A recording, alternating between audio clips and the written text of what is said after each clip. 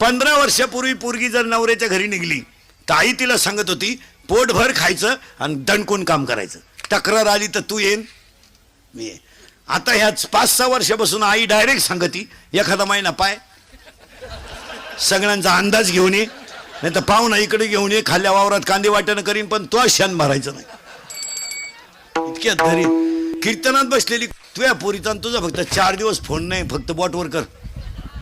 आजचं पाकिट देतो मी तुला, कर बोटवर. तुला काम नाही का काय? तिकडे मर ना, कांद्यात रॉप चिंबट ना, दुसऱ्याची घर का आलं बिगडीत. उठपळ पुरीला फोन, उठपळ पुरीला. बरं विचारी ती काय जीवली का आज नाही बनणार काय घालून गेलं, बोंबील भाजली खाती.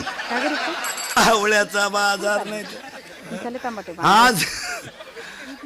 आजपासून जर महिला मंडळ पुरीच्या घरी डोकं लावलं तो, तू का शेवाय लिहून घे.